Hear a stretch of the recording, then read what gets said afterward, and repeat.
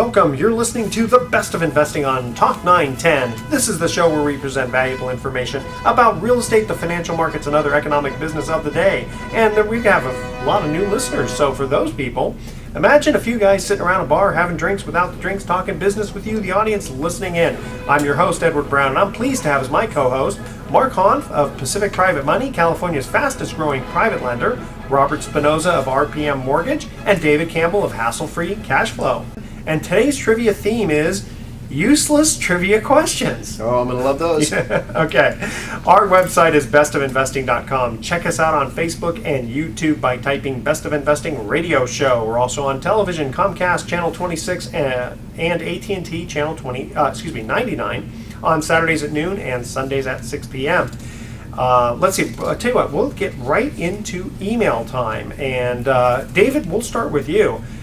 Here's an email we received from a listener that says, I heard you on the Best of Investing a few weeks ago, but I wasn't the first caller to ask for the free ebook. How can I get a copy? Explain what you were talking about a few weeks ago about this ebook. Yeah, on my website, hassle-free-cashflow-investing.com, there's a bunch of information for new and passive real estate investors looking to develop a personal investment philosophy and a strategy behind how to really use today's low interest rates and high cap rates to really make a very strong profit in investing, relatively hassle-free. So it's about a 50-page white paper that I've written on how to be successful as a real estate investor when it's not your primary job.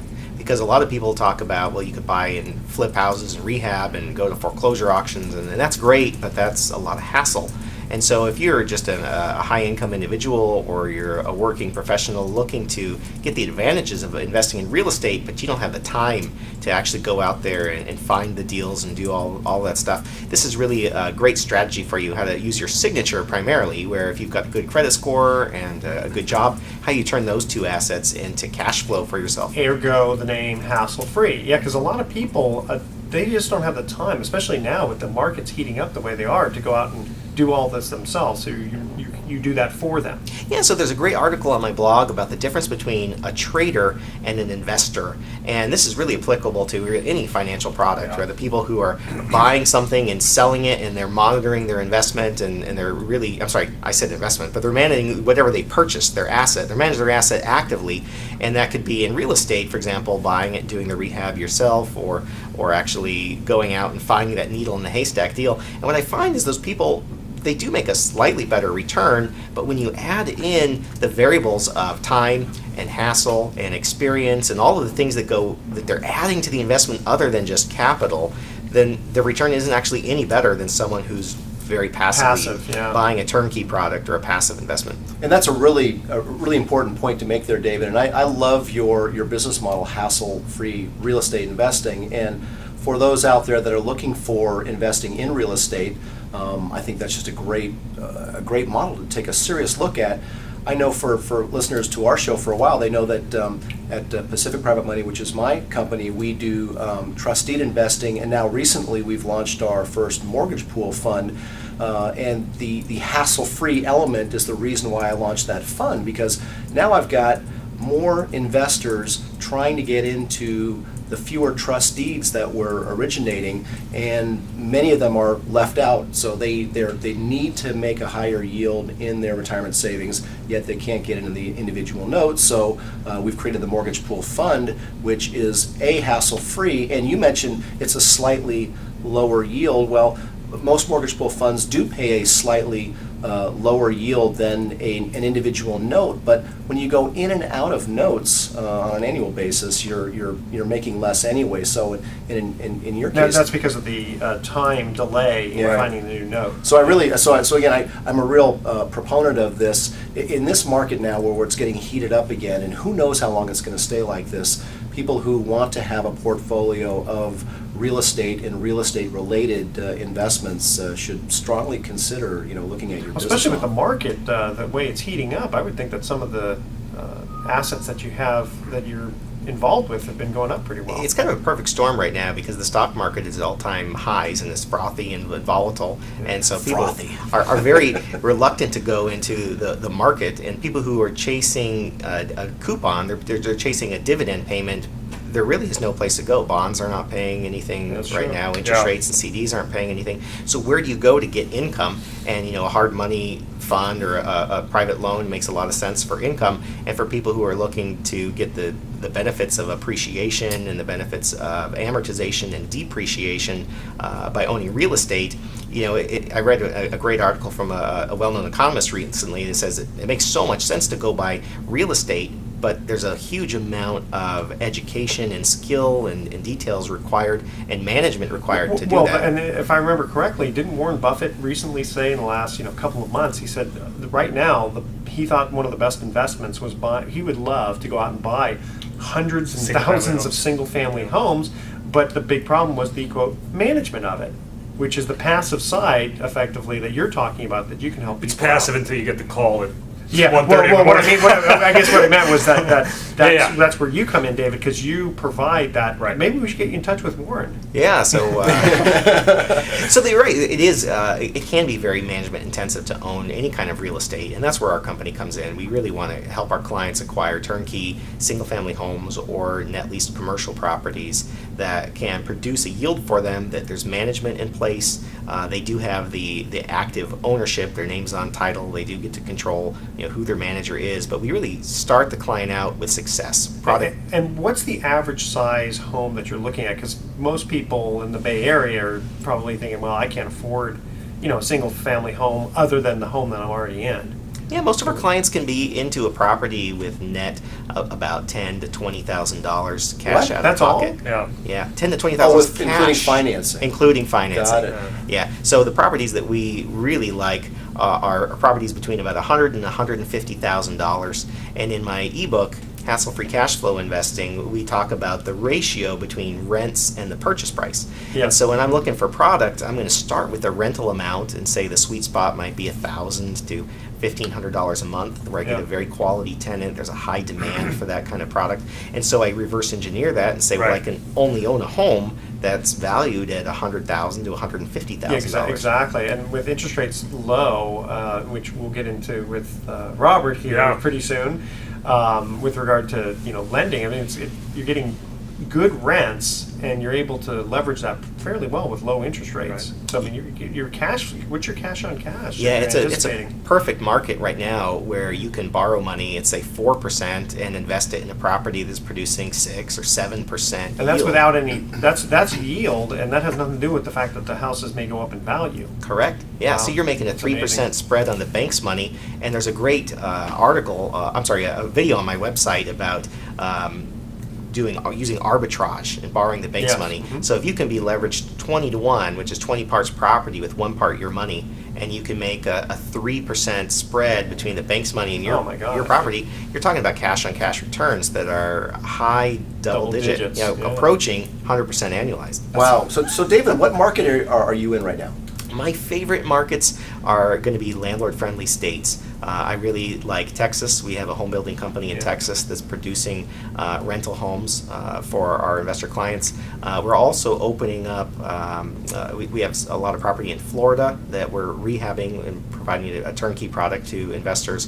Also, the Midwest is a very strong market for us as well. And what would you say to those people who are thinking, "Gosh, I'm used to just California. What do I do about investing in Texas?" Yeah, well, California right now it's very hard to get anything. Things are selling multiple offers over ask, waiving appraisal contingencies, and California is not a very landlord-friendly state.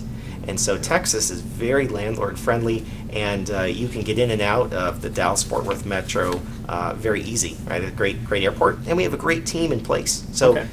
One of the things I teach my clients is if you're buying something that's close to your home, you're very tempted to drive by it a lot. And when you drive by it, there's really nothing you're going to do anyway. You're just going to drive by and say, there it is. Yeah. And every time you drive by, it adds. Dang, I wish you'd mow that lawn. Yeah, that's a good point. Yeah, it just adds a little bit of hassle factor, and it adds your time, your personal investment of time to that investment, which lowers your yield. And the thing is, you can always look at pictures and ask other brokers around the area what a property is worth. And you can always fly out to Texas to look at the property. I want if to you fly to Florida, though. I think I'll go visit my home in Disneyland, Miami. or Disney World, I mean. So again, David, you're giving out these free e-books, pretty much to anybody who calls us or emails us You can also call our 888-912-1190 number and ask for the free ebook. We'll send that on to David. You can email me, edward@bestofinvesting.com. Guys, we're going to cut to our first commercial break. Again, the theme here is useless trivia questions.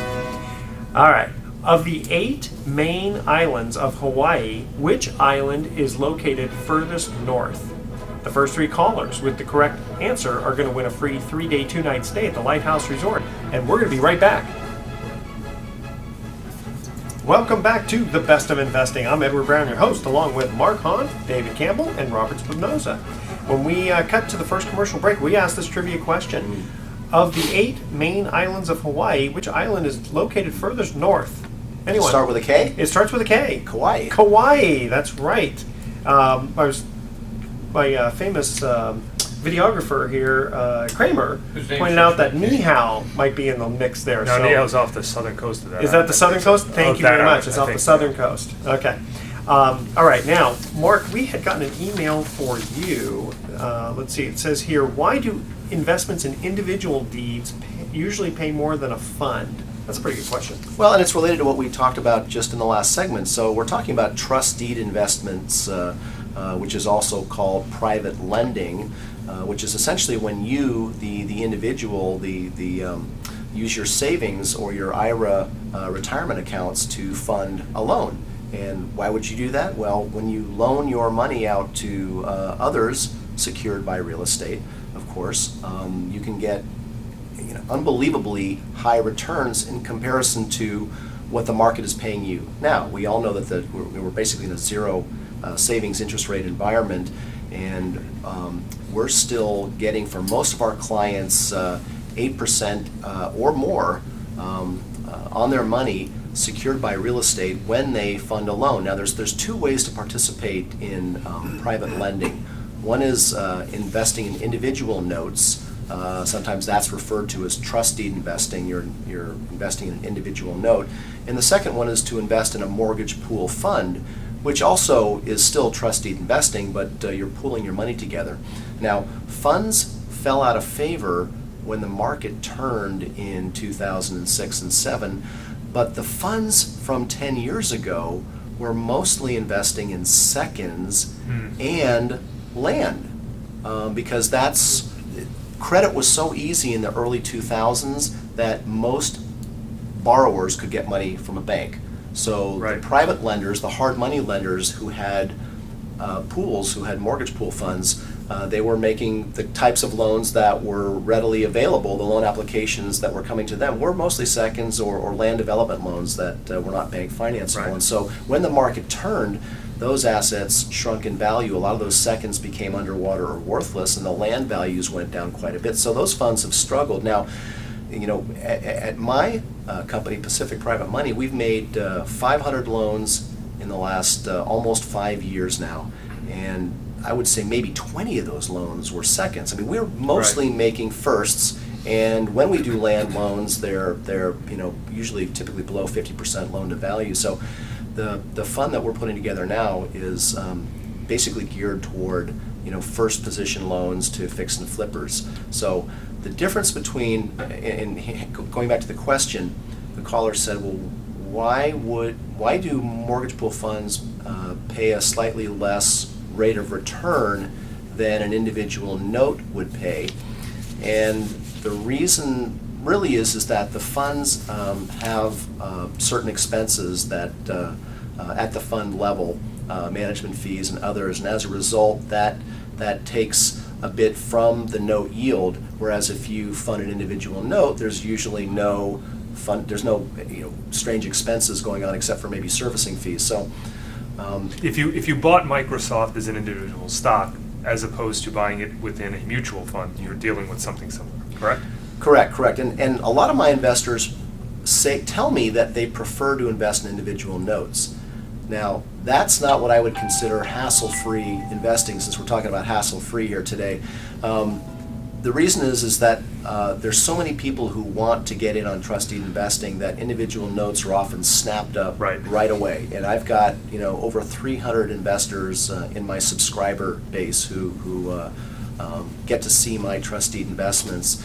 and many, if not most of them, are frustrated that they can't get Right. in on Right. individual notes. And hence, the reason for me doing the fund this year is because it allows me as a fund manager to react more quickly Right. to loan applications and actually be more competitive in the marketplace, which is important to getting higher quality loan applications, number one. But also, it allows investors to essentially write a check to the fund and begin participating in that higher yield from the get-go. So let's just say, and you're comparing rates between a mortgage pool fund and an individual note. Okay, some guys can still get 10% by lending on an individual note, whereas the fund, we're targeting about an 8.5 to 9% yield. So somewhere Pretty good. between 8 and 9% But is you our also have target. diversification. Right, in the fund. right. Right. I was gonna say. So well, that doesn't 8.5 doesn't sound as good as 10, but the problem is you're gonna have a hard time getting that 10% note, and when you get it, you may get paid off in 6 months, Right, and so then you that may be note goes going in right and out back of to it, right. cash. You're going Right. in and out of these short-term 6-month notes. Or if you don't find it in the beginning, it takes you 6 months, your 10% really was 5% Right, for the year. right. And in the fund, we're putting in origination points as well, so that helps boost the yield. So the fund actually is going to earn money, income that is not available at the individual note level. So Okay, let me, because I understand that, but I'm not sure if the listeners understand. If someone buys an individual trust deed, they're just getting the note rate. But if they're going to go into your fund, the points that ordinarily you would earn are going to go into the fund. not all, well, 50% of 50% of it, 50% okay. because I have to pay my sales force. So Sure. 50 the house's share of the origination points, which is on average 3 points per loan, is going to go into the fund. So that's going to boost the That's gonna boost fund's the yield, yield. sure. So actually, at the end of the day, my goal is for the fund is to not have a significant difference between investing in the fund versus Right. realistic returns if you were investing in individual notes. So Something that's exciting about notes right now is the yields are just astronomically higher than other type of bond instruments. Yeah. And so if you're there's a looking huge at spread. yeah, because a bond and a note is the same thing. Yeah, right? one's just based on real estate, though. Right. Exactly. Yeah. And so if you could, buy something that's paying you 0.25% rate or something that's paying you 8%, Right. that's just astronomically different if you figure out what kind of income, or if you need, let's say, $20,000 a year of income, and Sure. you were going to Right. invest it at 0.25% interest, right? Versus luck. how much Yeah. money do you need to invest if you're getting 8% interest? Well, and to me, one of the biggest things is the fact that you don't have to be at a huge risk to get this 8% because it's not an unsecured note. It's Right. secured by real estate, and it's not Totally 99% loan to value. Right. In Right. case there's a Right. default, it's 50 or 60% or 70% in today's market. Yeah. So, we're not talking about 2005 levels going down to 2008. Right. We're talking about today, and things seem to be kind of moving on the upswing. And as prices go up, your yield stays the same, but as a bond holder or a note holder, Yeah. but your risk goes way down. Correct. Because Right. your collateral is bigger. You're a pretty smart guy there, Dave. Yeah. You must have something to do with real estate. I've been doing this a while. Okay, here is our second commercial question. What is the closest country to the United States if we exclude Canada and Mexico? And don't touch that down because we're going to be right back. Welcome back to The Best of Investing. I'm Edward Brown, your host, along with my famous co-host, Smart Hog of Pacific Private Money, David Campbell of Hassle Free Cash Flow, and Robert Spinoza of RPM Mortgage. When we cut to the second commercial break, we asked this trivia question. What is the closest country to the United States if we exclude Canada and Mexico? Anybody? And I can see Russia from my front yard. That's a very good sailor, Sarah Palin. Yes, that is correct. I Sarah guess who? It's in the Aleutian Islands, I guess. Just wait another year. She'll be back in the news. She'll be back. Okay. Let's see. So Russia was the correct answer. Now, before we get into Robert's email question here, I saw a little article. This was from eBay. All right. And eBay, they said Congress is considering online sales tax legislation. They've been talking about that for Yeah. a while, right? In fact, weren't they also talking about taxing emails? Like a penny a letter or something. I don't know. That's when your texting comes in LOL instead of spelling it out.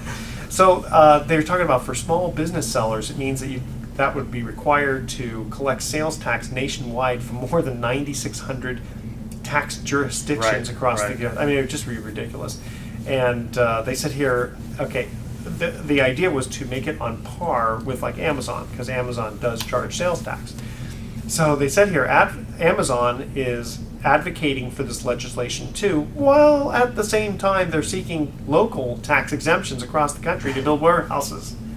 So I like that. They, on one hand, they're saying tax these guys, make sure they give sales tax, but then they also say, well, yeah, but you guys don't want to tax us, do you? When we want to build. Well, these. those local tax exemptions, that's the oldest trick in the book for a developer, and it is a win-win for both. So that's It kind is. it's kind of hard to that's like apples and oranges a little bit. But All right, I just thought it was interesting. Taxing let's not and beat up on regulation. Amazon. I love Amazon. I do. I like Amazon too. I just thought it was kind of interesting. Yeah, no, it is. But so let's see here. The solution is simple. This is according from eBay's perspective. If Congress passes an online sales tax legislation, we believe small businesses with less than 50 employees or less than 10 million in annual out-of-state sales should be exempt from the burden of collecting sales taxes nationwide. And that would be, I guess, their economies of scale on that. So I just thought that was kind of interesting.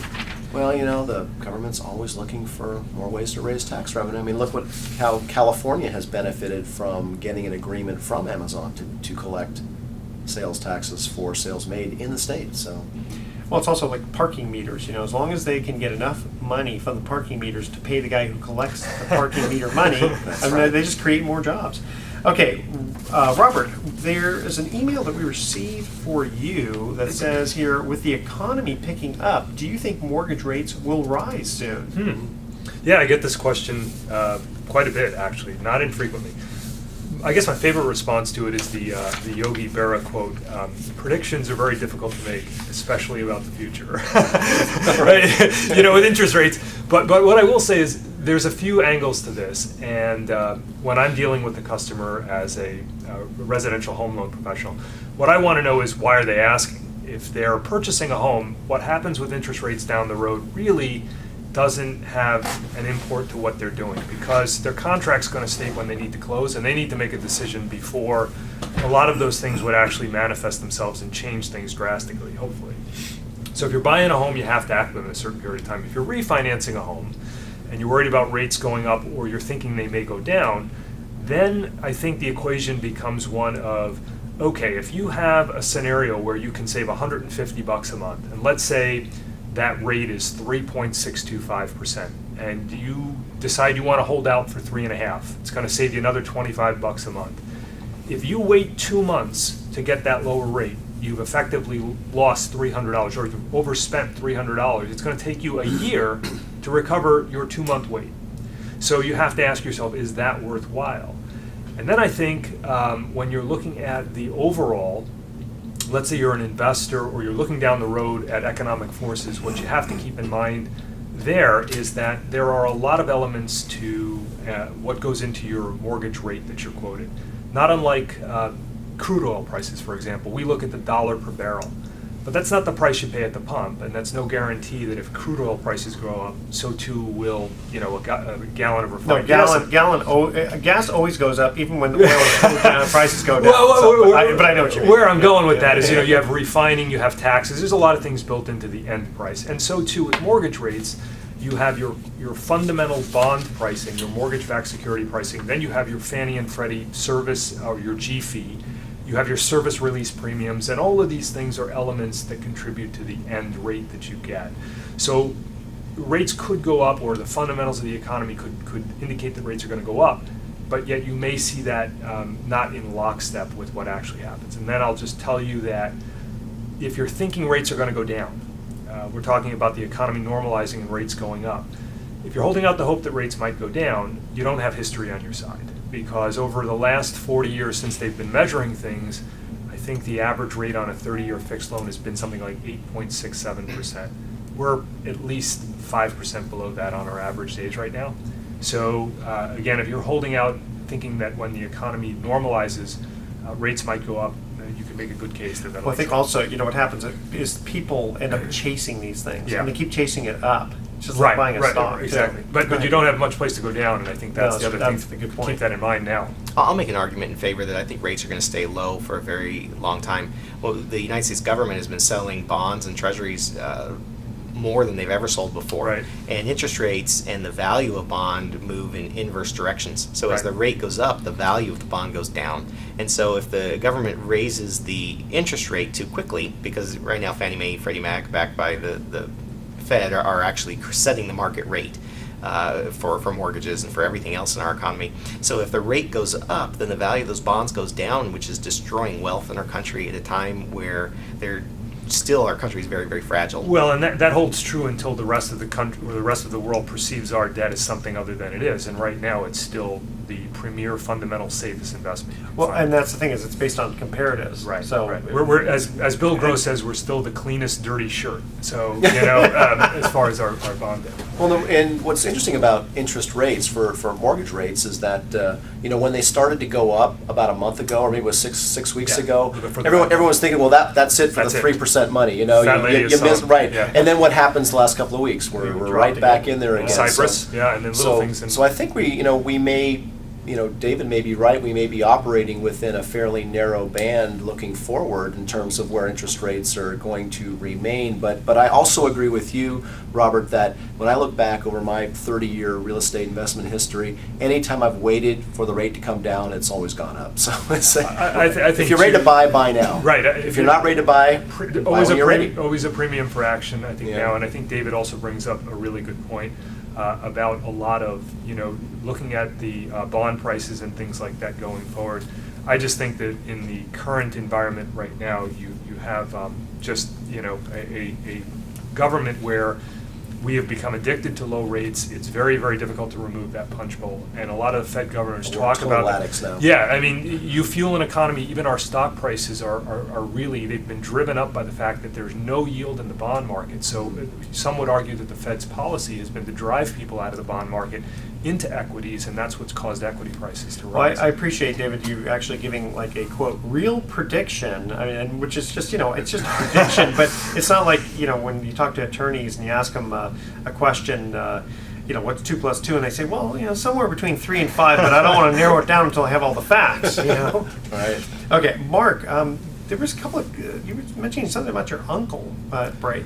Yeah, I was having an interesting conversation with my uncle, who's a builder in the Sacramento Valley, actually the El Dorado Hills, and he was calling me to lament that he can't find any lots to build a house on that are priced reasonably enough so that he can actually make a profit on it. And he commented about how in the last 6 months the market has gone from being terrible, which I think some people might have argued in the fourth quarter of 2012, we were still in a very distressed market.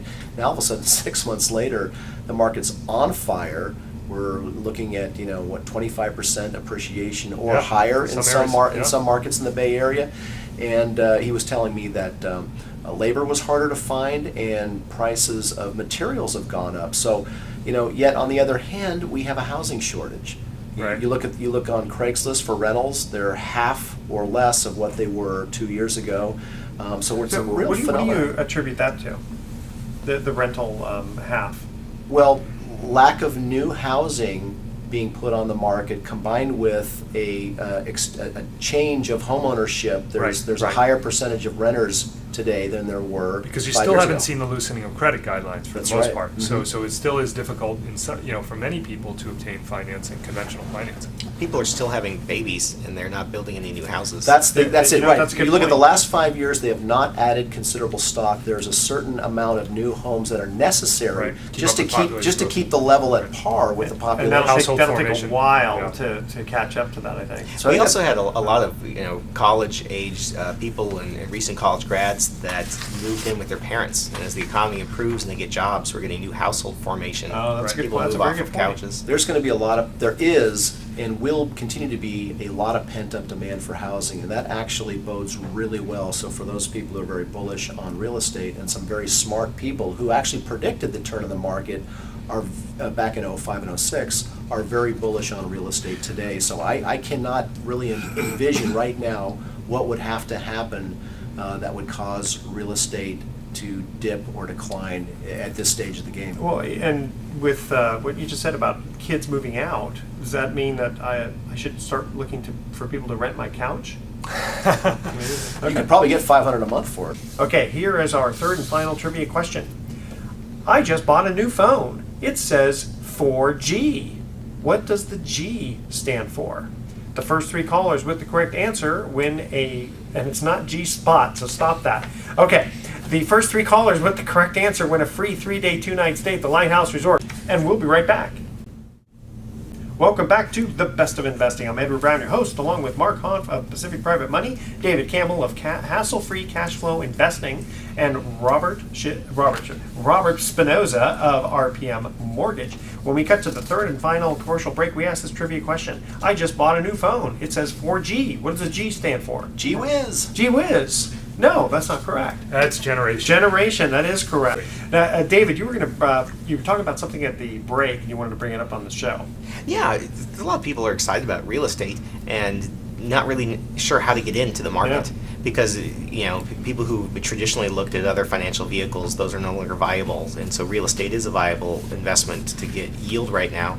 And so there's a lot of strategies for people to learn and to get in the market. And Mark's got a great vehicle through being a private lender and private lending funds. And on my website, hassle-free-cashflowinvesting.com, there are literally tens of hours, probably close to 100 hours of free video training and ebooks that you can download for free. And once you get your personal investment philosophy put together, then that really drives you where you want to go next in the market, right? And for diversification, some people may want to do loans, invest in loans, and some people may want to actually invest in the houses themselves. Well, I think in real estate you want to look at both. Well, Yeah. first of all, though, what Dave is talking about is when you're looking at a strategy for investing in the real estate market, one way to look at it is, do you want to do the hassle-free way, which I think there's some very compelling arguments to be made as to why you would want to consider a more hassle-free way to take advantage of the real estate market versus an active way.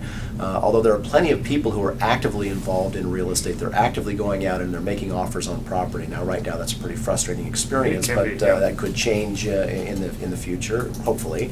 Another way of actively investing is partnering up with somebody who already has a project that they're looking for capital, and you could be an equity partner with them.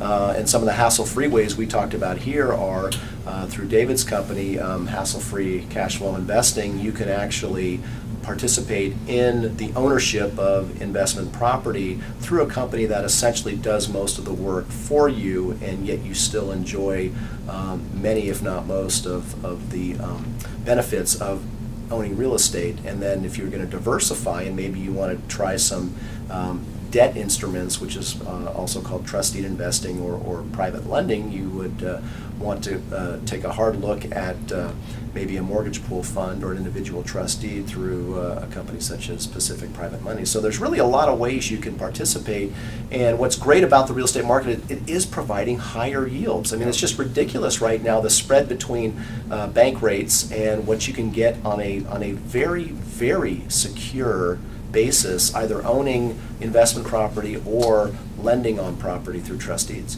And then if they want low interest rate Yeah. borrowing, they can. Well, I was just going to say too, and if a lot of this stuff seems a little bit more complex than your taste, then you own a property and you're thinking of moving up, and you want to retain your existing one and rent it out or do something like that, it can be as simple as purchasing an investment property, and we still are making a lot of investment property regular Yeah. mortgages, and I'm Yeah. happy to help with those. if All that's the three case. of you Yeah, guys, I'll tell you. absolutely. Okay, here's our thoughts for the day.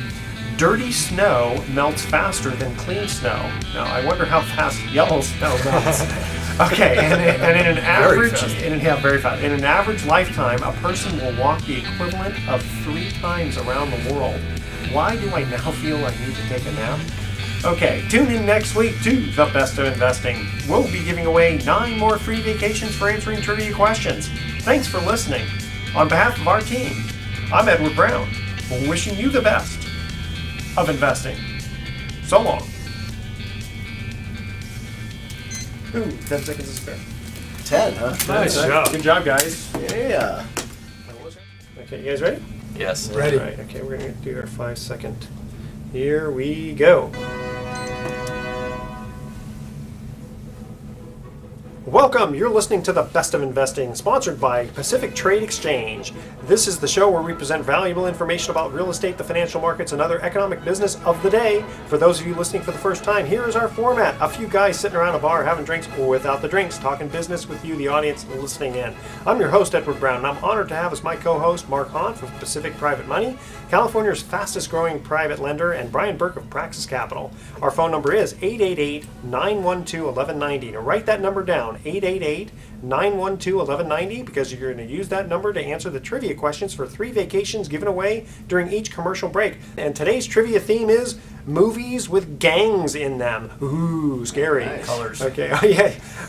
Now you're giving away all the answers. Oh, no, that's yeah, not one of them. getting ahead Okay. of myself. Our website is bestofinvesting.com. Check us out on Facebook and YouTube by typing Best of Investing Radio Show. And we're also recording this for television on Marin Channel 26. We'll find out when it's going to be recorded or aired. So just keep checking Channel 26 all the time. And if you want to record our show in the future, use a website called dar.fm and type in The Best of Investing. Okay, we have a special guest, and his name is Bruce Raabe, and Bruce is president of Collins & Company, which is a registered investment advisor, and he's also a chartered financial analyst, and he went to my alma mater, Golden Gate University. Bruce, welcome to The Best of Investing. Edward, thank you for having me today. Okay, Girth, you're very welcome. All right, what pearls of wisdom are you going to share with us? Well, you know, Edward, I spent the last 2 decades working with families in the Bay Area and private foundations, helping them craft wealth management plans and investment strategies that help achieve their long-term goals. And one thing I've noticed is people are not good at planning their investment strategies. And I often think of the Costco analogy. I'm not sure if you ever go to Costco. Have you been there? Sure. Of It's a course. great Hey, store. that was my first date with my wife. I love Costco. I said, hey, baby, I'm taking you out to dinner. Let's go to Costco. The beauty of Costco is you walk in and everything you see, you just have to buy. Right? I'm that way. I go in there. Yeah, I can't get out there for pretty $500. You know, Wow. walk in. There's a new TV, the DVD player, the 3-gallon jar of peanut butter, and oftentimes that's how people invest their money. They just look at things, and then they say that looks good. I'll buy that.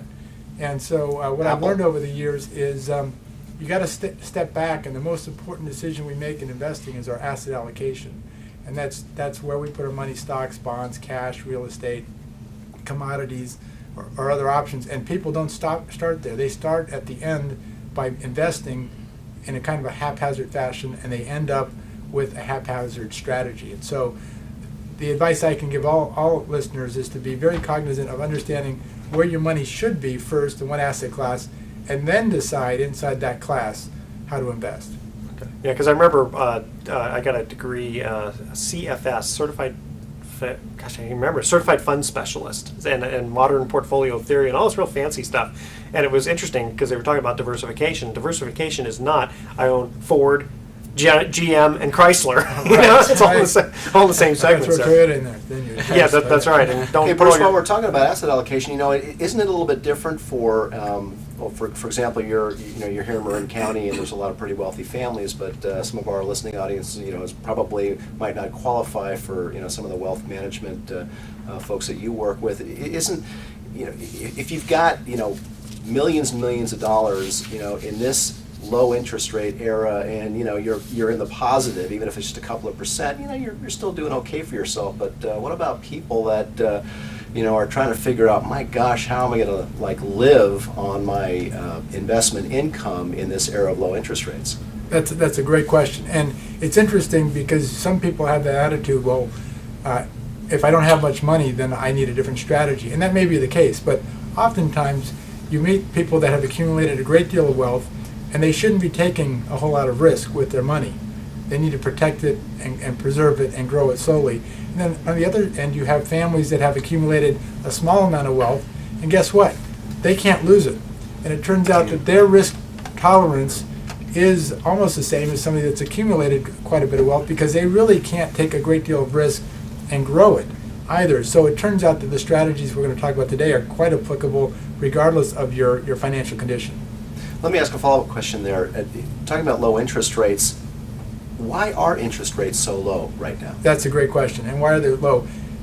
Partly because we know that the short-term interest rates in our country are controlled by the Federal Reserve, who has the ability to set the lending rates that banks borrow money at.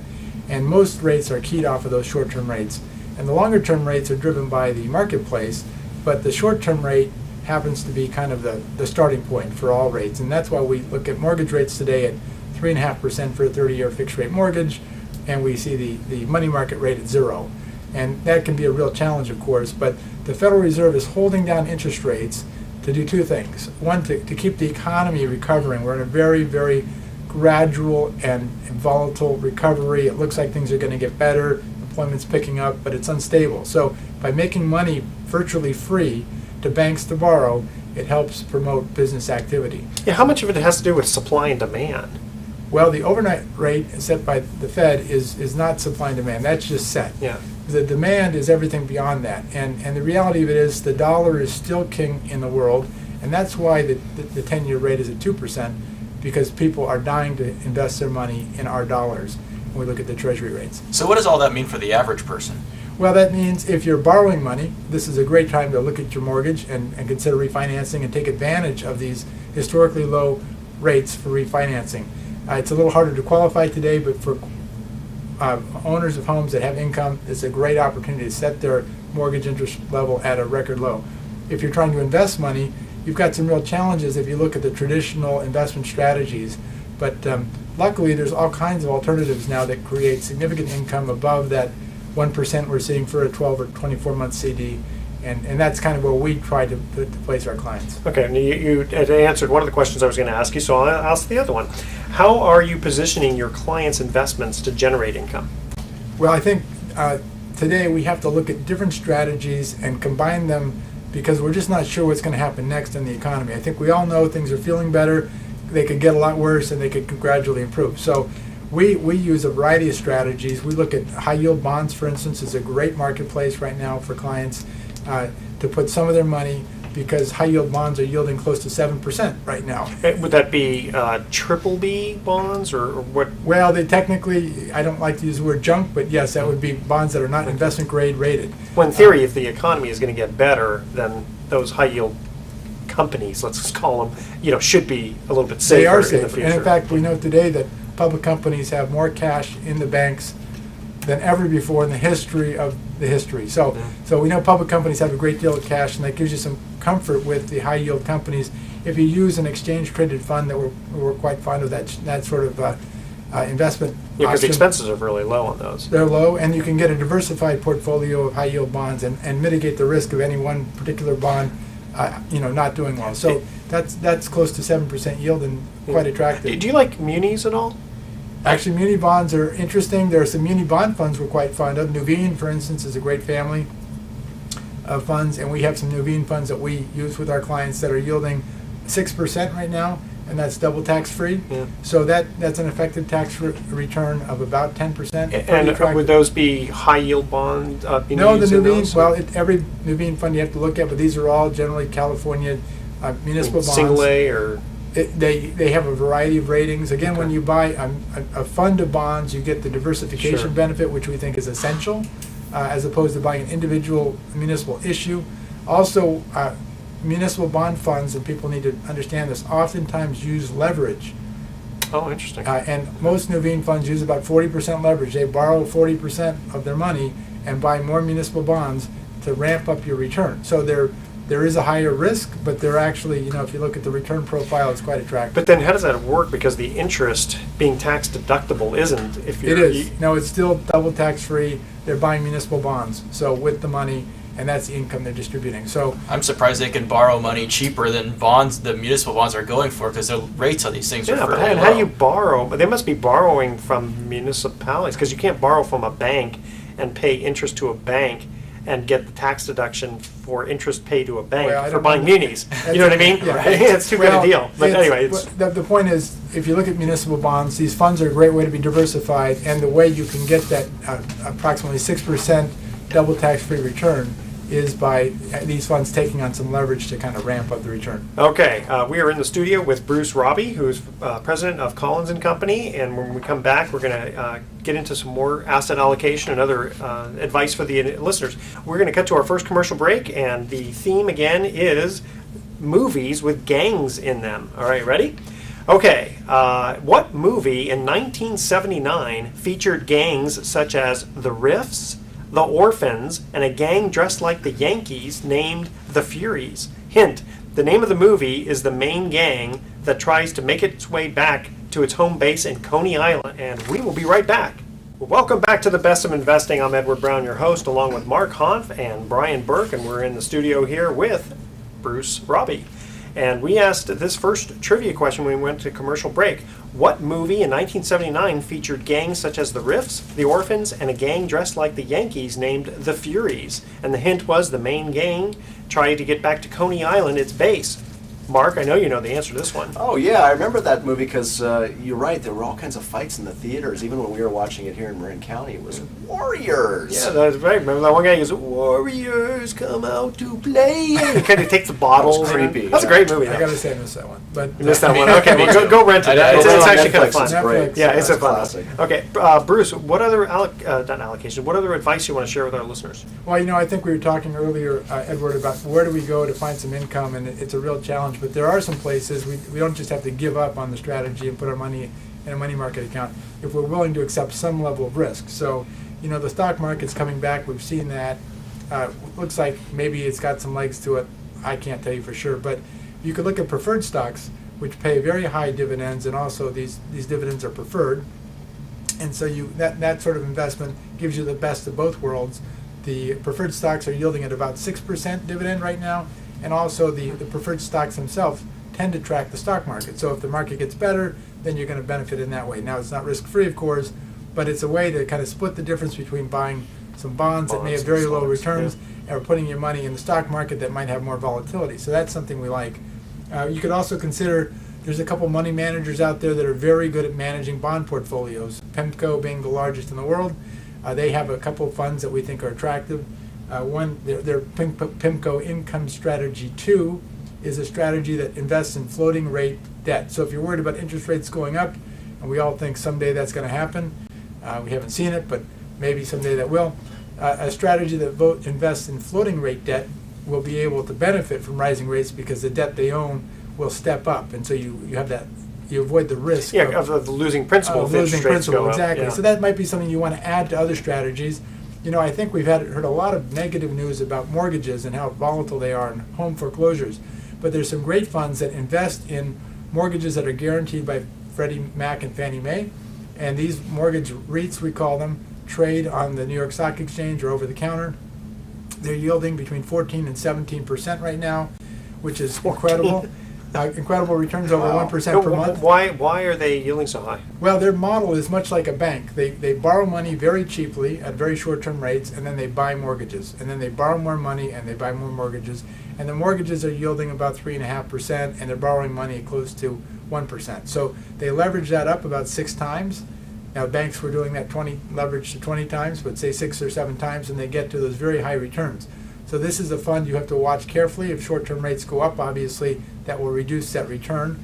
Fortunately, we've had some guidance from the Federal Reserve that they're going to keep short-term rates pretty much at zero through 2014. And that is traded on the exchange, on the New York Stock Exchange? Well, one example, the largest is a company called Annaly Capital, and that is a security we own. I'm not saying it's right for everybody, but it has a very high return. Today it's about 16%. How much volatility has there been on there? Very little. In fact, the 5-year return on that stock right through the disaster of 2008, the 5-year return is 15% per year. That's so amazing. That's not so bad. So and it's yielding 15% today. So and it's liquid. And it's liquid. You don't like it, you hit the button, you get out of it. So that's an interesting strategy. I think municipal bonds, we talked about those, is something people should consider. And finally, corporate bonds are not the end of the world. If you buy a corporate bond fund, a high yield fund, you can still get a close to 3% return on a diversified fund of corporate bonds. So I think the real strategy is to take all of these different strategies and blend them together. By taking 6 or 7 strategies, you've kind of protected yourself, and you can net out with an average return of over 5%. And you've got your diversification. Absolutely. Well, you were talking about the interest rates and where they're at, and then the volatility. So what do you think will make interest rates rise, and when do you think that might happen?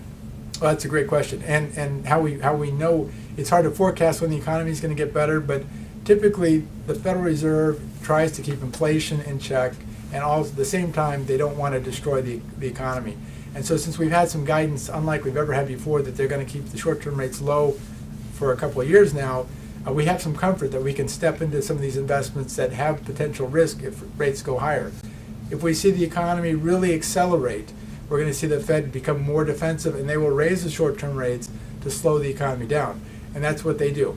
I don't see that happening this year, probably not next year, but that's the kind of thing you have to monitor. If we see a massive growth in our economy beyond the 2% that's forecast for this year, which is kind of a very slow recovery, then you get more defensive. But until that happens, frankly, I think we can be a little bit, take a little more risk in our fixed income strategies to pick up the income that's well above, the alternatives of having your money at the bank or in a CD. Now, Bruce, your company, how do you guys make your money? Well, we are a fee-based investment manager, so we charge a management fee based on the size of the accounts that we're working with in our client Can relationship. you share that with us? Our fee? Yeah. It depends on the size of the account, but it can range from 1.25% per year down to less than 0.5% per year, depending on the size of the relationship. Sure. Any other questions, guys? Any other allocations? Asset allocation, our Yep. favorite topic. Great. What do you think about REITs, Bruce? Well, we talked a little bit about the mortgage REITs, and I think that's a great way to participate in the real estate market by owning mortgage-backed securities instead of owning real estate directly. We've actually seen the real estate market recover quite a bit. Commercial real estate, when you look at the real estate investment trusts that people can invest in, those have had pretty nice recovery. There's a lot of risk in commercial real estate that I'm not sure is appropriate for most clients, because the income now that comes off of these REITs maybe is not as attractive as it once was. An area that we think is quite attractive as an alternative is the master limited partnership sector of our economy, which is driven by oil and natural gas discovery and distribution. I know we've all heard about the massive increase in natural gas that we've discovered in our country through new processes of getting the gas out of the ground. Nearly doubled or almost tripled the amount of natural gas we thought we had, and we're seeing a huge boom in the pipeline companies that distribute the natural gas, not the companies that own the gas, but the companies moving it around and Yeah, breaking how come the it price apart. hasn't gone down? Yeah, Well, right. natural gas prices actually are at a 10-year low. It's the gasoline, which is driven by okay. oil. So we're seeing natural gas so cheap, we're going to see it as an alternative source. And there are ways to invest in master limited partnerships that are yielding about 6 or 7%, which are We pretty just got to figure out attractive. how to put natural gas in the gas tank. Right. Right. So Bruce, how concerned are you about international events like what's going on in Greece right now with? Big issue. In fact, we saw last year, we saw the corporate earnings of the S&P 500 companies growing at about 15%, and then at the same time we saw the market drop 20% between April and September. So, it's a global marketplace, and Europe is a major trading partner of ours and China's, and so when we see major problems, even in a small country like Greece, it affects our financial market. So we have to have a global perspective, even if we're investing in U.S. companies. Do you want to predict the Dow by the end of the year? Yes, we do predict the Dow. We have a contest every year, and we never get it right. But Well, just give us your personal opinion. well, I think no guarantees. I think my forecast actually at the beginning of the year was about a 12% return for the Dow Jones this year. We're up about 6.5% today. So, I think this could be a great year for stocks in general. Earnings are slowing down. They still will be the highest they've ever been for the S&P 500 companies, and we know that the Dow peaked out coincidentally on my birthday, October 9th in 2007, at about 14,160. So, I think it's possible we can get back to those levels, assuming we don't have one of these unexpected black swan events that seems to appear every so often. And relating that back to interest rates, doesn't it seem that as the stocks do rise and people gain more confidence in equities, they pull their money out of bonds, and that causes the interest rates to rise for the long-term rates? It's possible. It's just, that's true. At the same time, that's why you have a diversified strategy of having, an allocation that includes stocks and bonds.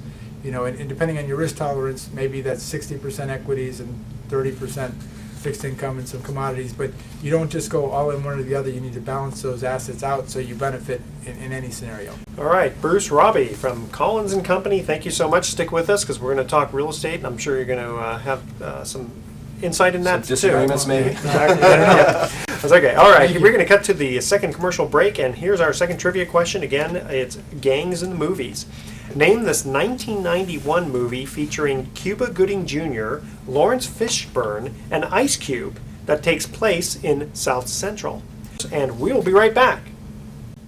Well, welcome back to the Best of Investing. I'm Edward Brown, your host, along with Mark Hanf and Brian Burke. And we have been in the studio with Bruce Raabe from Collins & Company. Bruce, we forgot to have the listening audience find out how to get a hold of you if they have money to invest. Edward, that's a great question. Well, I made it easy. I created a little website. It's called havecoffeewithbruce.com.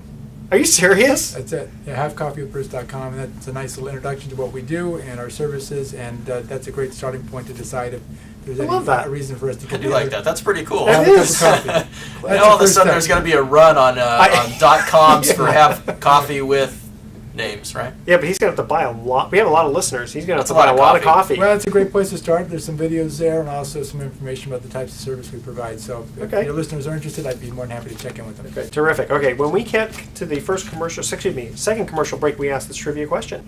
Name the 1991 movie featuring Cuba Gooding Jr., Lawrence Fishburne, and Ice Cube that takes place in South Central. Because remember, it's gangs in the movies. And the name There's gangs in South Central? just a couple.